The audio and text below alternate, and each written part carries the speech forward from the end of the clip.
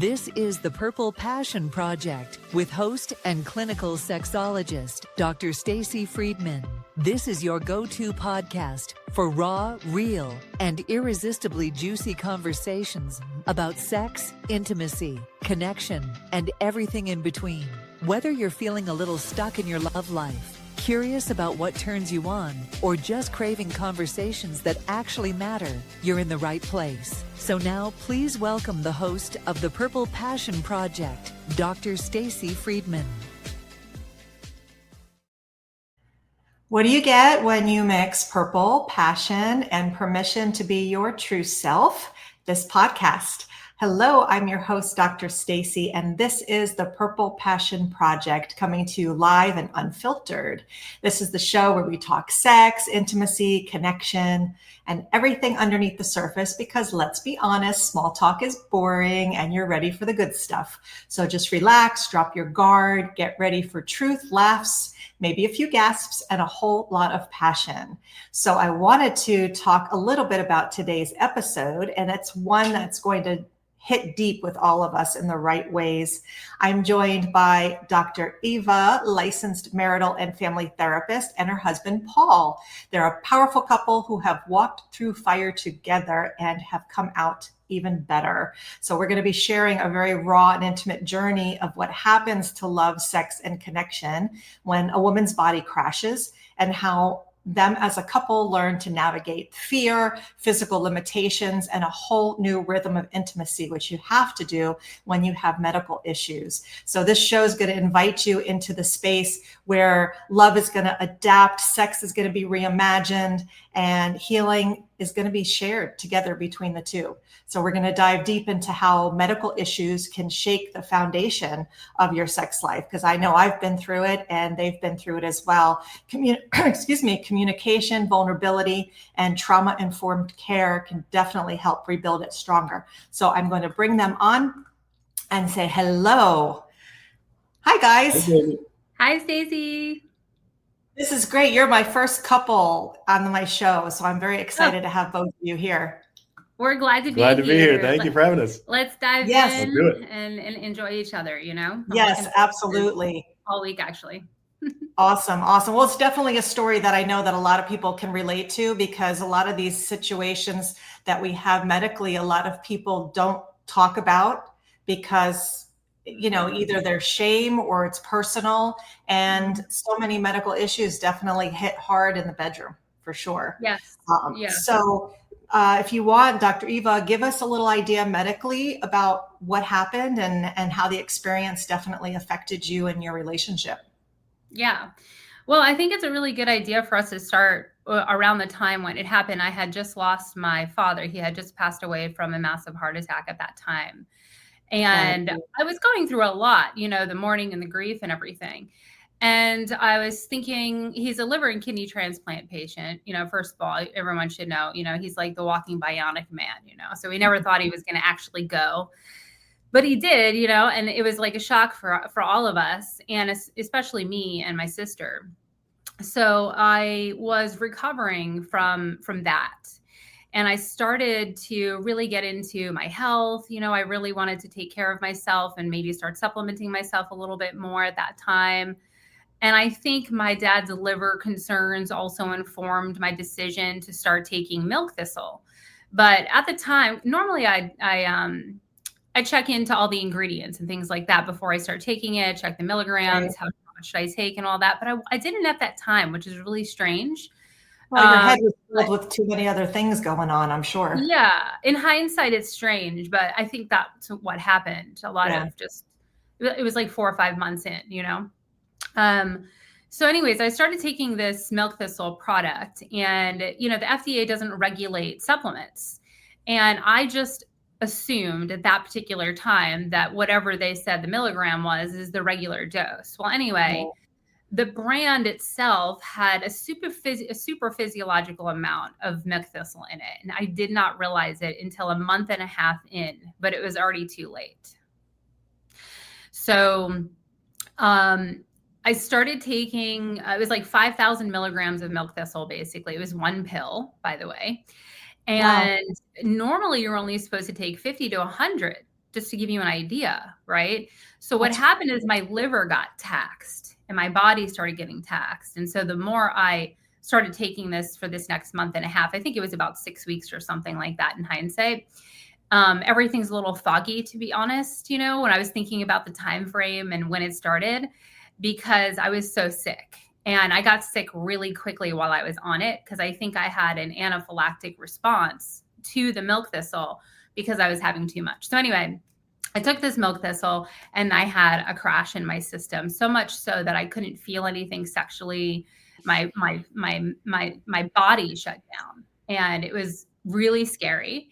And I was also getting my menses for like 4 weeks straight. And I didn't know why I was getting my menstrual cycle for 4 weeks straight, because I was regular before that.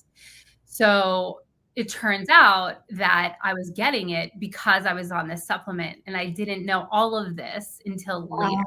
So the weird thing about this whole situation in a nutshell is that I had to figure out what the hell was happening to me. Yeah. Every moment of the day, every second of the day was like, okay, I have this symptom. Why is this happening? You have to analyze everything to figure out where it's coming from, what's going on. So it was cascading. So once I had that, and then I had my menstrual cycle, and I was like, oh my gosh, why am I bleeding like this? This is terrible. Paul can give his rendition of it, but I was freaked out. I was like, what's happening to me? And then I stopped taking the milk thistle because I put 2 and 2 together when I went to the doctor, and he's like, well, what supplement are you taking recently? I'm like, milk thistle. He's like, all right, stop it immediately. So I stopped bleeding, by the way, at that time. That's good. I stopped completely. Yeah. But I had already done damage that actually crashed my metabolic system. And once that crashed, my Epstein-Barr that was dormant came back with a vengeance, and I was literally exhausted for months. Like, I would do sessions with my clients, and I would give all of my energy because I love my practice and I love my clients. And then I would sleep in between session. I would literally practice and then session, practice and then session. It was very strange for a couple of maybe 6 months or so. It was like a really long time. Finally, I had a really great experience where one of my best friends, who I've known since I was 20, he's like, you have to meet Dr. Healy. And Dr. Healy is an old friend of mine that I knew in college. So we got hooked up together. She's a functional medicine doctor now. And she said to me, Eva, I'm going to help you heal. And I'm like, I need it. I'm like freaking out, because I was going to these medical doctors, and the medical doctors here were not helping me at all. They were not diagnosing me. They were not helping me. A lot of times they want to give you another medication to just counteract other things you're dealing with rather than figuring it out. Exactly. Send you to the next doctor too. So send you to the next person. I had to figure it out on my own. And then I had to tell the doctor what was wrong I figured out. Does that make sense? Yeah. Oh yeah. So anyway, I did the same. I did the same. Yeah. So the thyroid doctor's like, okay, so you have and then I got Hashimoto's diagnosis. So milk thistle, metabolic crash, Epstein-Barr, and then my body was so sensitive from the metabolic crash that I went into Hashimoto's. Oh boy. Like into a mild case of Hashimoto's. So I was like, oh, great. Now I have this happening, right? So what happened was a cascading metabolic crash. And I had dysbiosis of the gut. I found out once I started working with Healy. She's like, your gut is in dysbiosis. We have to heal that. And so I've been healing that for the past year, which has been amazing. My health has definitely come back. My sensation has come back. My sexuality is not 100%, like my desire is not 100% back, but that doesn't stop me from being intimate with him at all. We'll talk about that, and how I made sense of it and everything. But it was really difficult during the time when I had no sensation. That was the time where I was just like, there's nothing down there, babe. Like, I cannot feel anything. Like, it was just really like numb. That's what it felt like. And that was the scariest thing for me, because him and I have a very strong, passionate connection. So I know it has nothing to do with us. It was what I had gone through, so it was easy for me to deal with that because it wasn't relational. It was individual, essentially. But yeah, we'll get into it as we move along. But that's essentially the cascading of what happened. And so now I have to, eat like super clean. Not that I wasn't before, super clean. I take care of myself. I try to work out and do all the things, because I'm trying to reverse the Hashimoto's now. Right. So that's my next challenge. Yeah. Well, the problem with, like you said, you have a good relationship. A lot of times, even if you have a good relationship, because I know that I struggled in my previous marriage when I had painful sex. We had a good marriage, but when you have health problems, it definitely can take a toll on your marriage, even if it is healthy. So for you, Paul, when you noticed that her health was changing and the drive was changing, libido, all that kind of stuff, how did you emotionally and physically respond to her? How did you show up and how did you support? Because I'm sure there's a lot of people out there that might be like, well, what did he do? How was he there? Yeah. So give us a little background for you. Definitely. It was one of those things that you weren't really expecting it because, she thinks she's just taking an over-the-counter supplement. Right. And then you just all of a sudden have something that's happening and you don't know why. So there was lots of like trying to figure out why things were happening. But I just knew that I'd gone through something, similar as far as my health before. So I know how I was treated during that time.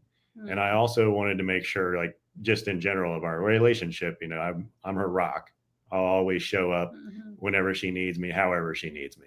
And so it's more like trying to learn and do research was my thing, because that's what helps me, with my fear or, something like that, to be able to understand what's going on with her body. And so figuring it out, finding the correct doctors and things like that to send her to, and just going through the process with her. I told her that, I would never have any sort of judgment about any of that things that were going on. I'm right here. Whatever's happening, we'll face it, together, because, it's hard whenever you're going through something with your health and, somebody else can't feel it. They don't feel what you're feeling. Like they can tell you what's happening, but you're not experiencing it too. But for me, having a hormone issue before as well, like I knew, as far as the hormone problem goes, having an issue with your health, what that feels like. And so I was able to be, have more empathy and understanding of what was going on with her. And so most of the things were just making sure that I went through every process that I could to find the people that I needed to find to help her. Yeah. And then make sure that whatever she's feeling, that she didn't feel, like I was putting some sort of my pressure onto, I would say, the situation or something that's going on for me, because it's not about me in that particular circumstance. It's one of those things that, whenever your partner needs you and you're basically like at an unknown point, that you are their known. You know what I mean? So I love that. She could know she could rely on me for whatever was going on, and I wouldn't, falter or have any sort of thing that where I'm putting what's going on for me in that particular thing. Like, okay, we're not, making love as much, or we're not, able to go out and do things as much because you're tired or something like that. Yeah. Because I had a similar experience with that, as far as, being exhausted and not being able to, basically you're just working all day and then sleeping in between, that kind of stuff. I definitely want to get into, what you've been through as well. And I liked how you said education, because honestly, so many people go through medical issues, especially as we get older. And the fact that you said, I wanted to just be educated. I wanted to learn what she was going through and understand what she's going through. That's going to be your rock together. That's going to keep you in this solid relationship and help you when you get out of it. And to not put that pressure on your partner, knowing that they're going through something, that just keeps rebuilding that idea of safety, which is so important in intimacy and sex, is that feeling of safety. Yeah, definitely. Yeah. And I felt a lot of shame at the time because I had done it to myself without realizing it. So I was really disappointed in myself, And then when I realized that I couldn't feel anything. He made love for a little while. That's scary. Until my sensation came back. Oh, I was so scared. Yeah. I was not sure if it would ever come back. Right. I really did not know how long it would take my body to recover from this. It was really just like a completely unknown uncertainty type of situation for me, you know? A lot of crying. I mean, there would be times where we would be intimate and I would just literally cry and he would just hold me, you know? Yeah. So, you know, there was times, and then we had to make some adjustments. You know, if you want to talk about that, we had to make some adjustments because, like, if I'm not feeling anything, we're not doing anything here, you know? Like, I literally said to myself and him, we have a lot of humor in our relationship. So we made jokes about it to get us through it. Right. You know, it's not going to be forever, but I'm pretty much dead down there now, you know, and, you know, my sarcastic humor and right. laugh. Sometimes you have to do that to get through some of the shit, you know? Yeah. There's a lot of levity, but, you know, so we did other things, you know, you don't have to do intercourse. There's other things that you can do. And so we started to participate in other things because I didn't want him to, not be satisfied, you know, sexually, just because I'm going through something. Plus I wanted to be there and be with him. It just, we had to come up with new ways to be together at that time. There was like a good 3 or 4 month period where I just felt terrible and everything in my body was closed and shut down. It was like this feeling like my body was in protection. It was really wild. Yeah. Well, I remember when I was going through the painful sex, I dealt with it for almost 6 years. And that's kind of almost what got me into being a sexologist, is because at the time I had nobody to really talk to except a 75-year-old man who did sex therapy. This was like 20 years ago, you know, and you had to learn, you know, because we're brought up saying, okay, let's go have sex. This is all it is. So going through these experiences allows you to actually learn, in a way, so many more positive ways to connect that is not just about intercourse. And it forces you to figure out what else can you do to stay connected. So when your libido crashes and your desire crashes, how else do we build it? You know, if you're thinking I have to have sex and you're uncomfortable or you're not feeling it or you're in pain or whatever, you're not going to want to have sex. So how else do you do it other than figure out other ways? Yeah, absolutely. And we were also really emotionally intimate already. So I think it really supported us. Oh yeah. I can't imagine not having that emotional intimacy and that safety. You know, because he's the first person that I actually fully trust. And it's so nice for me to say that now. But, you know, the truth is that I've always had an intimacy block, you know? A lot of manipulation things growing up, you know, that kind of stuff, family system stuff, that kind of thing. But it was just one of those things that I grew so much closer to him even during this period, because I actually wasn't sure, because you don't know until you go through it. How is your husband or your wife, in this case, my husband, gonna show up during health concerns? Because we had never had a health concern. I'm 43. He's a couple years younger than I am. We're still really young. So I just wasn't sure, like, wow, I went through a major health concern and I was really scared. And he was like there the whole time. So I think also it really strengthened us. But in general, we were really strong before it. And I think that also supported us. So that's very, very important. I do want to talk a little bit about, you know, the background that you were talking about, the trauma-informed information that you have. But I want to just take a quick little commercial break, and then we'll come back and hear some more of the story. If you enjoy these podcasts with Dr. Stacy, imagine the results you can get from a personal coaching session. As a clinical sexologist and certified sex coach with over 2 decades of experience, Dr. Stacy helps people just like you reignite passion, explore their desires, and break through blocks that may be holding you back, solo or with a partner. Whether you're struggling with communication, desire mismatch, performance anxiety, or simply want to feel more confident and connected in your sex life, Dr. Stacy is here to help.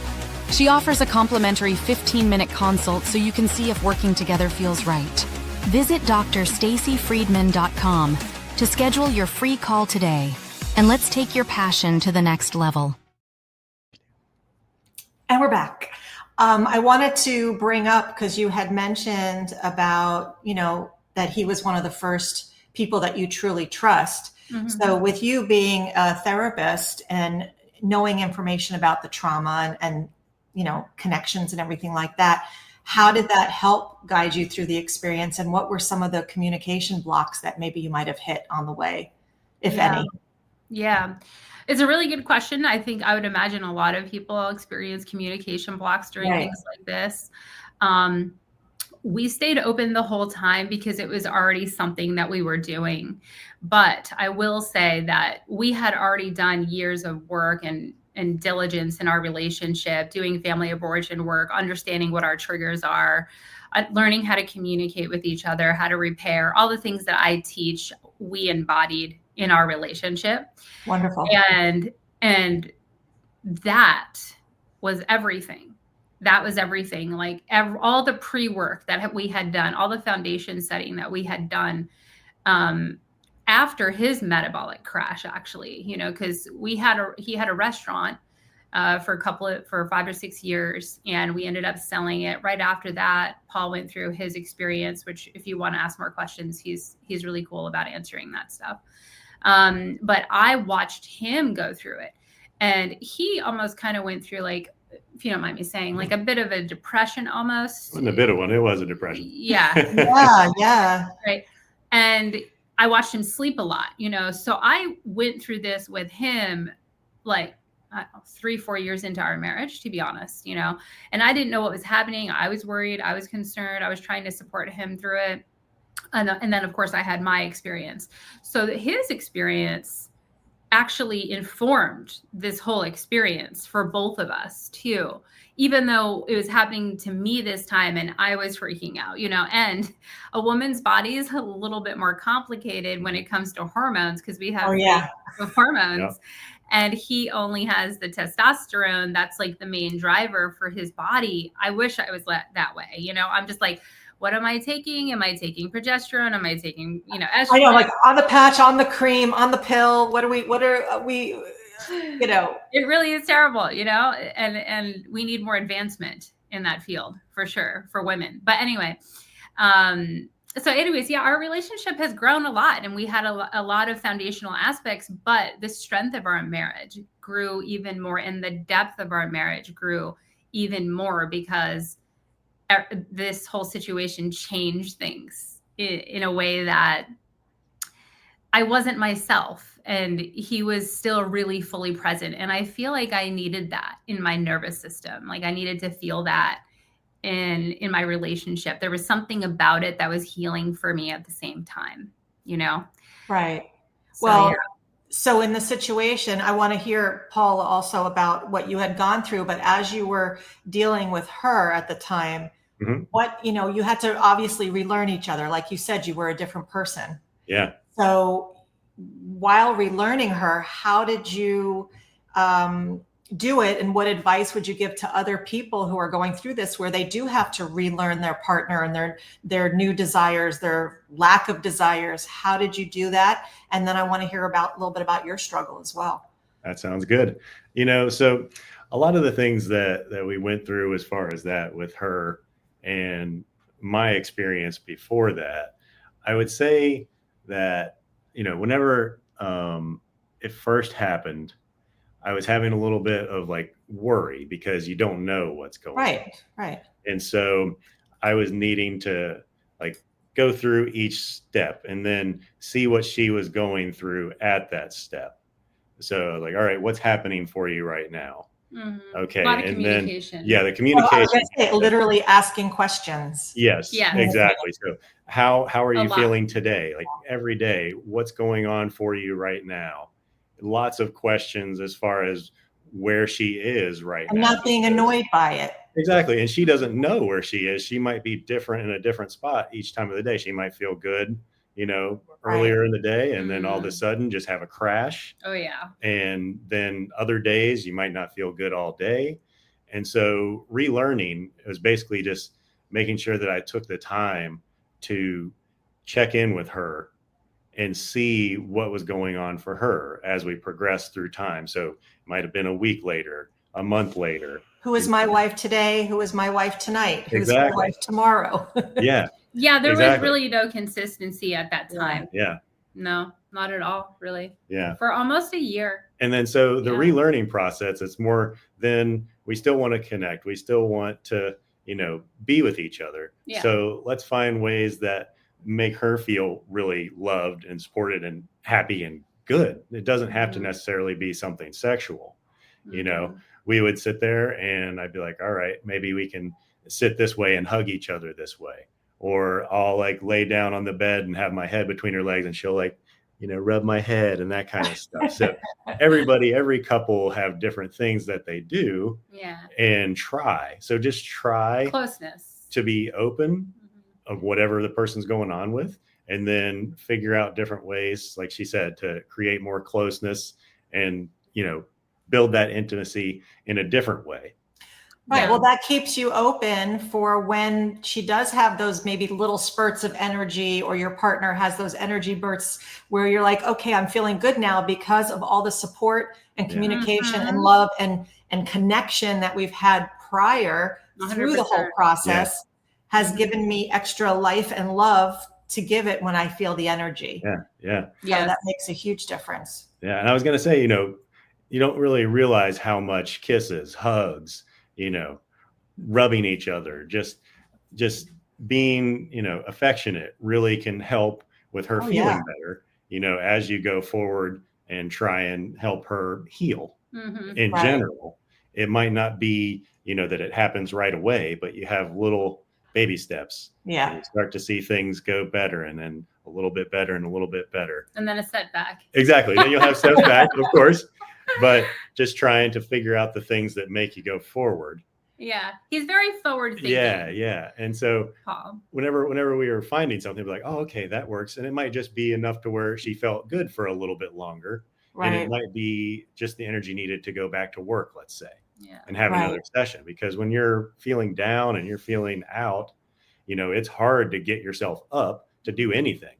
It's not just, being intimate with your partner. It's doing everything. It's doing life. It's just living in general. Yeah. So you don't just need to, be there for those moments where you're trying to create more intimacy between each other and want more intimacy for yourself. Exactly. And so all those things actually brought more intimacy in as she started to feel better. Yeah. And that's what I think brought us closer and, helped her, feel like she didn't have to worry. Like I wasn't broken, really. Yeah, because you're not. I felt broken. Yeah. I mean, if I'm honest. Of course. Well, because really you're was not like- yourself. You feel like I'm less. I mean, I know I did. I felt less of a woman, less of a wife, less of a lover because I like couldn't a shell have of sex. yourself. Yeah. Yeah, you feel less than, and it makes you feel crappy. And honestly, all the things that you're describing are things that we should be doing every day with our partners anyway. Yeah. And I tell people that my husband and I, we make out every single day. Do we have sex every day? No, but we're constantly touching and hugging and holding, and people are like, well, how do you stop? I'm like, you just stop. Yeah. You do it when you're like maybe cooking dinner and you're not going to go upstairs. Exactly. Or you do it. Yeah, but that's what's going to keep that drive together. That's going to keep you together when you have issues and medical problems where you're not going to be able to function so well. Exactly. So Paul, give us a little background as to your own struggles. You said with testosterone you were having struggles. Definitely. With. I was also going to say all those little things are also what makes you want to go upstairs. 100%. Exactly. Right? Exactly. 100%. Yeah, we're constantly heating all the time. Yeah, you I'm know? always Heating. trying to warm her up. I know. Especially him. I mean, Nothing wrong with that. Nothing wrong with that. It's fun to be with Paul, that's for sure. Yeah. Would you say, Stacy? Okay, so to tell you what I've been through, a lot of it's also for men and women. You really don't hear people talk about the issues that they've had with hormones. Of course. Very much. Private, very personal for men. And so, now it's starting to become a little bit more accepted in this country, than it was previously. So I was put on testosterone replacement therapy 12 years ago when I was 30. Mm-hmm. So I was very young to be Very put young, on. yeah. But people didn't realize, there's lots of different reasons that you could be. So for me, the first thing that I had an issue with is, whenever you start working out when you're younger, you play sports, you're training, all that kind of stuff. I went into GNC to buy my supplements that I was getting. And so what happened to me is I was buying something at the time they were calling a pro hormone.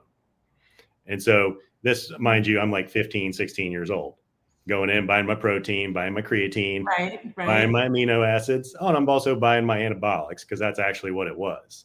They were just taking things off of the banned substance list that were not banned, that were anabolics, and then just selling them as something called a pro hormone.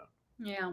And so the reason that I saw something like that, if you remember back in the day, it was during the baseball steroid era. And so one of the guys that had a problem, he had something in his locker. He's like, oh, I'm just taking this. I'm not taking that stuff. But in actuality, he wasn't taking that. So what that was is it was just a very mild anabolic steroid. Okay. And so every 4 to 6 weeks to start out, it was called, what was it? Andro was the name, and the chemical name, I believe, was androstenedione. Okay. That was my first thing going into it. But you don't realize I was shutting my own natural production down every 4 to 6 weeks. Oh, wow. And so, you did that. I did those types of things until, and by the way, people don't realize at that time, how did you learn? The reason that I did that as well is I looked at a magazine, because I'm learning how to work out. I'm learning how to exercise. I'm learning how to supplement. And so that was written in there in the magazines as a scientific research study, telling you about how you would get these results and all that kind of stuff. But it's not this, it's not that. It's and at that age, you're like, yeah, I'm building it. Exactly. And so you would go and I'd be like, okay, I got to try this stuff, because you knew everything else was an ad when you were looking at it. Like, yeah, I know that guy didn't take that and look like that. Right. You aren't just grabbing that protein. Oh, sure, you look like that. Okay. Right. But whenever you're looking at something, and I'm looking at this like, okay, it's written by a said doctor, whoever it was, but you don't realize that all of it's just ads, exercises, and some dieting stuff when you're a teenager at that time. Because how did you consume instant information? That's how you learned. Right. It wasn't like you could go online to find those things. It is different now. And so, that I did that basically until I moved to Florida when I was 22. And so, if you tell people I was a newborn, or internet was a newborn baby whenever I started training and working out and that kind of stuff. And so what happened to me is later on in life, I would go to work at about, somewhere between 9 and 10 in the morning, work till about 4 or 5 in the afternoon, come home, take a nap. And then I'd have to go back and work late nights from about 9 p.m. and we'd close at 4:30, clean up. So by the time I get home, it's about 6:30, 7 a.m. in the morning. Wow. And so at that time, basically I lost like 40 pounds of muscle. I was sick all the time. When we'd go out to see people, like you're talking about, like, you're feeling bad, you have this issue, you don't know what's wrong with you. And everybody's like, oh, it's so good to see you. And then I'd be like, are you okay? Oh, no. That's the first thing people would say to me. Like you could just look whenever you see somebody. And see your body is not, and they look like they're exhausted. They look like they're sick. Right. And that kind of stuff. But basically, to get to that point, now that we're talking about it. Yeah. So whenever I know there's something wrong with me because I don't feel right. Right. Whenever I went and had all my blood work done. My testosterone was at 96 nanograms per deciliter. And so for people that don't know, that's like a really good number for a female. Whenever you're thinking, for a male. Yeah, not for a male. And so I basically had nothing left. There'd be times where she actually has pictures of me. Like I would come home from work and we could be talking right now in this chair and I'd completely just lay my head back and knock out and go to sleep right there. Like, well, I was so exhausted. I had nothing left in me. Yeah. And I'm glad these things is that. Go ahead. No, I was just going to say, I'm glad that you say that too, because of the age where I have people coming into the office that at that age are like, well, you're only 30 something, you don't need to get your testosterone checked. But so many young men are wanting to build up muscle, do, the workout and looking through magazines, maybe, and finding things that are not right.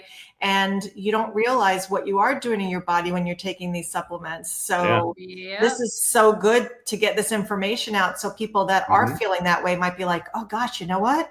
Maybe that's me. Yeah. Maybe I need to get checked. A couple of my clients over the years that have been younger have experienced low testosterone at an earlier age. Yeah. You know, there's also a lot of other environmental factors now that if you've noticed that younger men are having more issues way earlier, you know, all the different things as far erectile as issues, microplastics, you know, all that kind of stuff in your body.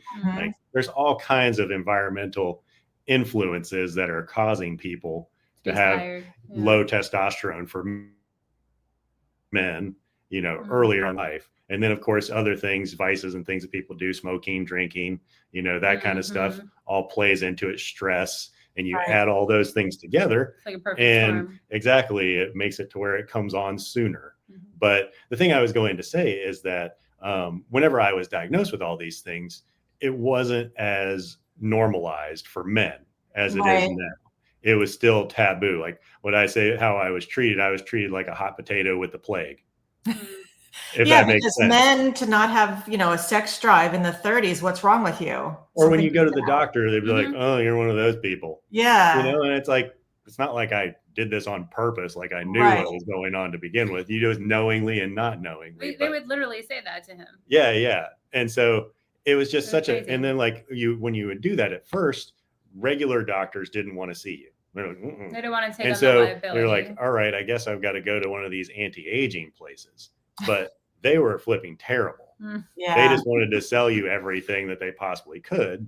And at 30 years old. And it's also ridiculously overpriced and everything too. Like, I know what the price should be.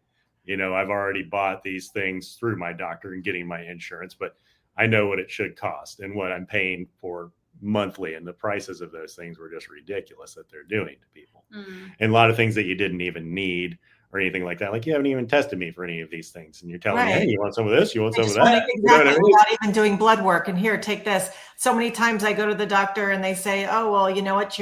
Your whatever is high. Here's medicine. I'm like, well, if it's high, can we figure out why rather than just shoving medicine in my face? Yeah. You know, and it's crazy what people want to try to do to you. It really is. But then it's nice when you actually find a good person, a good doctor. That I'm like, oh, yes, finally, I'll stay here. Because just to give you an idea of the start out point, a lot of the people that were older, they weren't even doing the correct protocols for what had already been known in the medical community. They were still doing like, okay, you're going to be able to take this shot every 2 weeks. Right. And for people that don't know, in the US, you know, in other countries, they do it much better to where you have access to a lot of different things. So in the US, you're just going to get probably testosterone cypionate. And so what people probably don't know about that is testosterone is testosterone, except for whatever ester is attached to it will basically figure out how long it takes your body to break it down. And so that has a half-life of 7 days. So basically, you know, by 14 days, you have it all out of your system. You're going on a roller coaster over and over again. On a roller coaster. Yeah. And so you could take less of dosage, but if my dosage is supposed to be, let's just make it easy and say 200 milligrams, you know, and that's what you're giving me every 2 weeks, you can do 100, but you're still not going to get to the upper level that you would like your body to stay at by doing that. And so in other countries, they do it with a lot of different esters that allow you to have, you know, a much easier time of getting started and also not have to take, you know, shots and stuff as quickly and that kind of thing. So you can basically have a more customized thing for each person, pellets, all that kind of stuff. And so, you know, you had more options, but that also was part of my education. And so that's why I wanted to educate myself about the female body, because anybody else that would know about those things, what we would go through as far as a hormone shift is only a very small, you know, shift compared to what females go through just on your menstrual cycle every month. Right. But that experience gave you the knowledge to say, okay, well, if I can be taking this testosterone or doing all these other supplements and something's wrong with me, I can imagine what she's going through also. And so I'm sure that helped you stay connected. Exactly. And was there ever a time that you felt like, okay, I'm just over this? Or did you have that solid of a foundation where you're like, we're just going to get through this together? Yeah, there was never a time that I was over it at all. No, he's like totally committed for sure. Yeah. Yeah. But I mean, there would be times that I was over it. Yeah. I was over it at least once a day. I was like, okay, like I'm so over that, and Paul would be like, it's okay, babe. We're going to get through it. We're going to get through it. I'm like, Yeah. okay. Right. So what did you do? What's that? He really grounded me during that time. Well, that's what you need. I mean, that's what you do as a couple. You're there for each other. And, with all the difficulty with the sex or the intimacy or not feeling, what are some things that you would recommend to others that maybe are going through the same thing that helps keep that passion alive? Because if we're not, let's say, having intercourse or whatever, give some people some ideas of some things that you guys did when you have, the exhaustion and the medical issues and all that kind of stuff. What kept your intimacy alive? Well, that's a really good question. I think one of the main beliefs for me is I don't believe that you necessarily need to be turned on or have this desire to want to connect with your partner. I've always believed that, especially in long-term partnerships, and I have found that even if the desire is not there, when we still connect, I still have a great time. We enjoy each other. I might not be multi-orgasmic in the same way or whatever it is. Now it's just like, maybe I will, maybe I won't. We're not really, we don't care about that. No that expectation. That objection. That was actually a conversation that Paul and I did have to adjust to, by the way, now that I'm thinking about it, because I was different back then without going into too many details. Now it's, I mean, not right now, but like, I would say 6 months ago, it was kind of like hit or miss when we were like starting to get ourselves back into it a little bit more frequently. And when I say frequently, I would say like, 3-4 times a week, 3 days a week, something like that. We always had a pretty good sex life in general in terms of like consistency. Right. Just because we like to connect in that way. But during the time, there would be times where, like I said, there was nothing happening. So I think for us, he had to really adjust to the idea that I'm not the same physically, like in terms of my ability to have an orgasm. Let's just be honest. Right. So you're learning your body different. Right. So we had to make that adjustment. It wasn't too big of an adjustment. It was basically just a conversation like, hey, I'm not going to be able to do the same thing that I did before. This is what it is now. And it has nothing to do with you, Paul. This is just me. And he never took anything personally, which was also really nice. Also, because I think a lot of times, even when women do go through this, men do start to feel the rejection and they start to take these types of things personally, because I work with other couples. Both ways, though, with men with erection issues, you can't take it personally when you're doing. That's 100%. Yeah. So I think that's a really important thing too, to talk about what that is and that it's not a personal thing and it doesn't mean that I don't love you and all those things, right? So I think that conversation is really important, to talk about the differences, to talk honestly and be vulnerable about how you're really feeling. And I really did that on a daily basis to basically keep him clued in at all times. That was basically a big part of my responsibility in the relationship at that time. So that way he knew where I was at all times, and I really kept the intimacy there, and he knew, and he's just supported wherever I was at that time. Right. But in terms of other couples, I would say communicate with each other, be vulnerable, find new ways to be intimate with each other.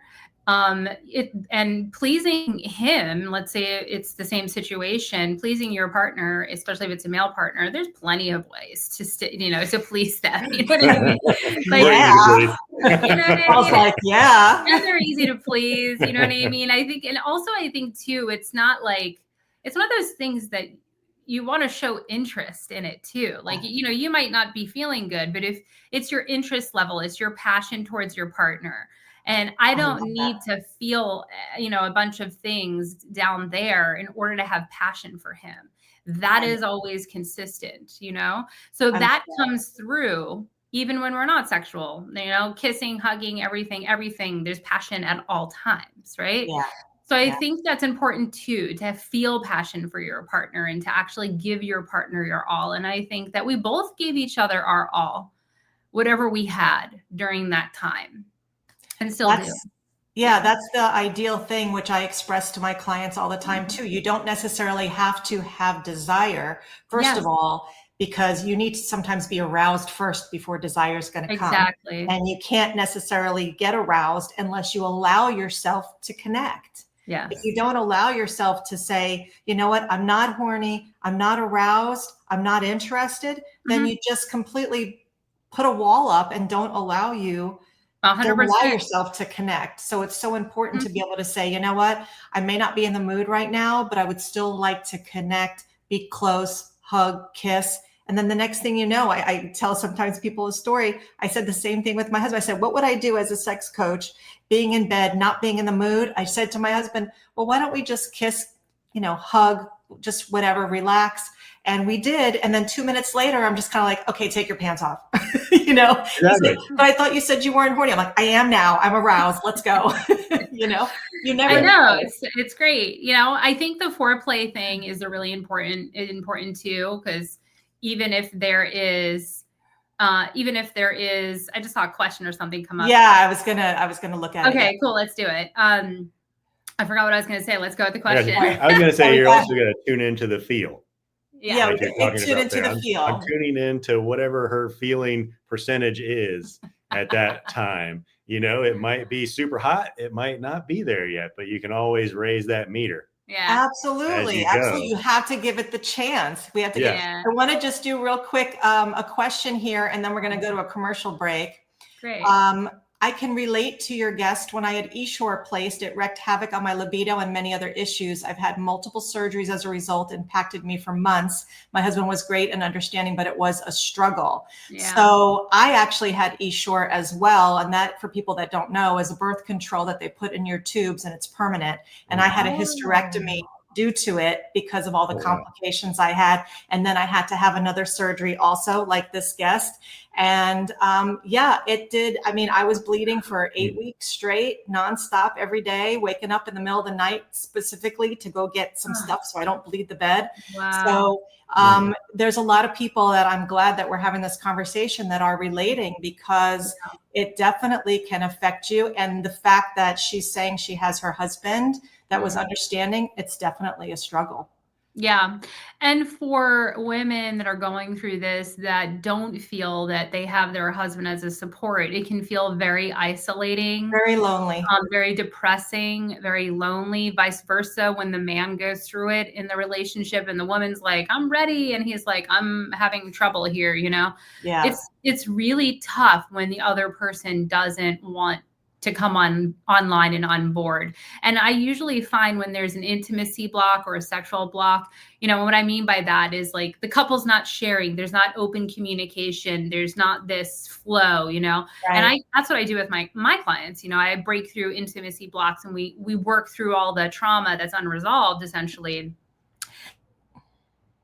And then we create new choices and emotional sovereignty around those things for the couple to co-create what they want to create rather than what is existing already. Right. Yeah. Well, we're going to go on a commercial break, and then I want to hear a little bit about your practice so you could share with everybody, that information, but I'll be right back. Okay. Looking to spice things up in the bedroom? Dr. Stacy's got you covered. From luxurious lotions to silky lubes and tantalizing toys, our collection has everything you need to turn up the heat and reignite that spark. Whether you're flying solo or with a partner, our products are designed to enhance intimacy and pleasure. Use the coupon code PURPLE and get 20% off your entire order. Visit drstacyfriedman.com, click the shop link, and explore our full range of goodies that are sure to bring out the fun in the bedroom. Let's make every moment more exciting. Dr. Stacy's Tantric Toys, where pleasure meets purpose. Okay, and we're back. We have a few more minutes, and I wanted to hear a little bit about your practice, because you have a Facebook group as well with Sacred Partners is the name of the Facebook group. And I want to hear, it's a group that you have similar challenges that you can help people in there. And I want to hear a little bit about it and some of the information you share there. Yeah. Well, they can join the Facebook group. They can join me on Instagram. I'm always writing blogs, for people in the email list and so forth. So you're welcome to get information there. And then for people that might want to work with me one-on-one, they can reach out, of course. But the place that I would recommend starting is the Sacred Partners membership. And I have also a couples workbook that I just finished, by the way, Dr. Stacy. I'm so excited about it. It's 111 pages and it's a trauma-informed couples workbook. It's awesome. And I'm diligently, editing it, and we're going to create a page for that. So that's going to be available too. And I think a lot of the couples that I work with are actually really excited. They're like, is the workbook ready? Is the workbook ready? There's something about the couples workbook that they like, So I'm really excited about that product. And then the Sacred Partners membership is a culmination of all of my greatest work. We have masterclasses in there. We have the 90-day grassroots communication and intimacy program, which is basically about building the foundation of the relational dynamic. It's like working with me one-on-one, but you're doing it at your own pace and at a fraction of the cost too, Right. I would recommend doing the membership portal first, getting your feet wet, doing the 90-day program, doing the workbook. And then if there's still a little blocks, then come in and see me.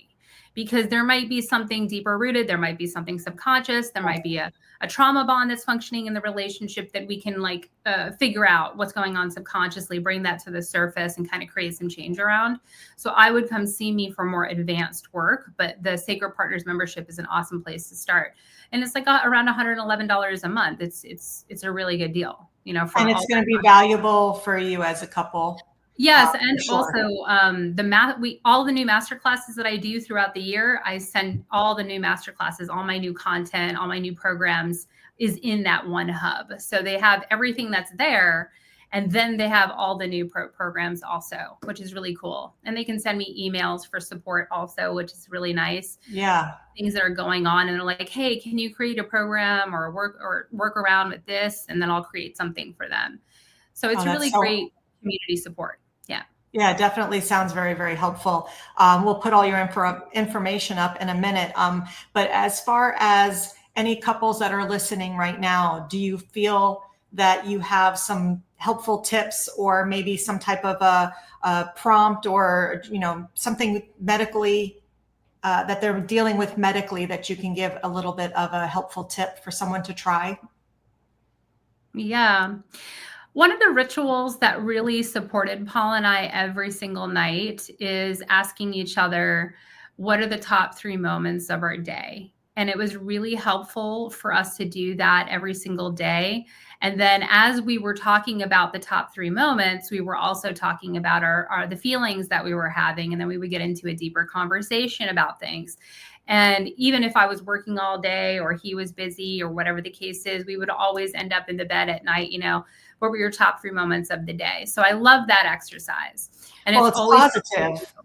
It starts with positivity, because in a day when you're feeling crappy, you may not have a lot of positive things. So that's great.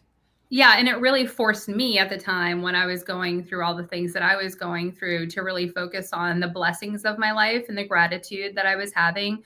Not that I was bypassing what I was feeling, because I was feeling it, but every once in a while it's a nice break to be like, hey, what were your top moments of the day? Well, I really loved kissing Buster in the morning and hugging Paul and, just having these little moments. Who's this together. Buster dude? Little buddy. He comes up and gives us kisses and hugs in the morning every morning. We have a little miniature poodle. So anyway, it's just really about finding little ways. Also, we constantly hug and kiss throughout the day. We make sure we hold hands if we're sitting together. There's always some part of our body touching each other. I think that really helps. But the most important thing was Paul actually saying to me, you're not in this alone. We're doing it together. I got your back. Those words over and over and over again, whenever I needed the reassurance of the support, which at the time, the very beginning, it was really hard. It was almost daily that I would just have a little bit of a breakdown because I did not know what was happening. And I was still trying to figure it all out, The other thing I would say, if you're going through this and you don't know what's going on with you yet, you don't have a diagnosis, you're not sure, continue to do the research and continue to find doctors that can support you. I highly recommend my doctor. She's out of Costa Rica.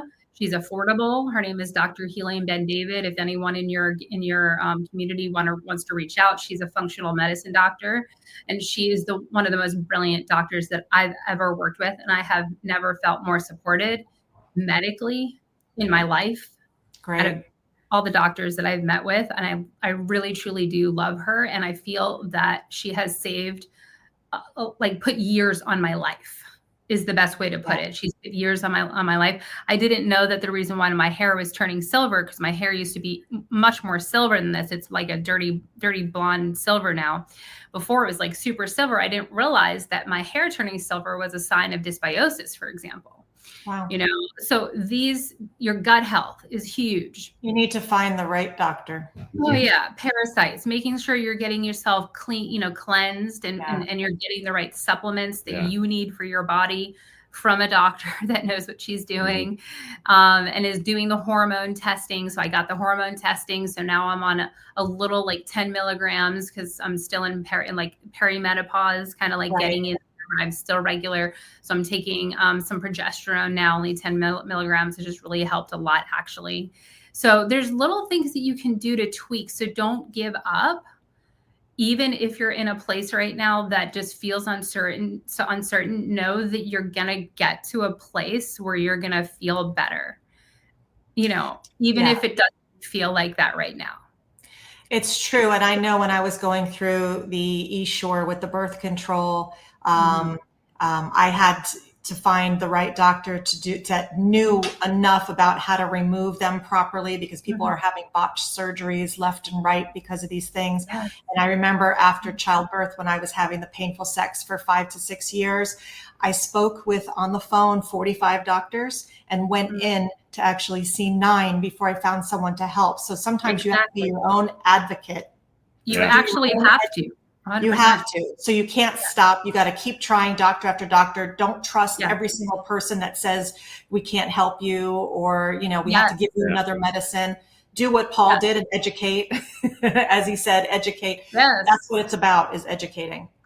Yeah, it's true. And also I want to say that if there is an intimacy block, or if you're not feeling supported in your relationship, go to a therapist, go to a couples therapist, do the work together. Don't let it just be like that, because those conversations that I have with my clients, because we all go through stresses and struggles, things that my clients go through every day. Once you start having those conversations together and you start opening up in the therapeutic setting, it's amazing how it helps bring new aspects to the relationship that wouldn't have been there had you not had those conversations. So that's another resource. Absolutely. And then reading too, whatever it takes. It could be a workbook, it could be a book, anything. Just give yourself that opportunity to grow together during those experiences too. I think it's a really important thing. Well, speaking of therapy, I want to make sure that I put your information up here, so that way if people do want to reach out to you, if maybe they are dealing with that and they're having some depression or difficulty with them as a couple and your partnership, and just anything else, Dr. Ava's incredible. Paul, you're awesome. It's been great. Thank you. You guys have just shared so much great information that I know is going to help a lot of people realize, first of all, that they're not alone. Second of all, that, it can be fixed. And we do go through these things that we just have to learn how to communicate and how to connect. It's not just about sex. It's about safety, feeling safe with your partner, communication, patience, lots of patience, and just choosing a lot of patience. Yeah. And then just choosing each other, again and again and again, even when things are hard, especially when things get hard or don't get hard. So anyway, thank you to you both for your honesty, for your heart, for your, giving us hope that passion does not have to disappear during these hard times. Absolutely not. It doesn't. Absolutely and it not. can evolve with Eva. Yes. So anyway, that is it. We are going to say goodbye, and thank you so much. Thank you for having us. Thank you. And we are going to go on with the next Purple Passion project, but hopefully that this was enjoyable and informative for you. This is where we keep it real with just the right amount of spice. So if today stirred something in you, let it. If you love what you heard, subscribe to see more. If you're ready to go deeper, follow me all over social media at Dr. Stacy Friedman for resources, behind the scenes magic. Until next time, stay curious, stay turned on, and never apologize for wanting more. See you next time. This has been the Purple Passion Project with host Dr. Stacy Friedman. Tune in each week as Dr. Stacy breaks down walls, busting myths, and gives you permission to want more with no shame, no filters, and definitely no small talk. Check in every Monday, 7 p.m. Eastern, on your favorite streaming platforms. We look forward to seeing you next time. Be sure to visit drstacyfriedman.com to learn more.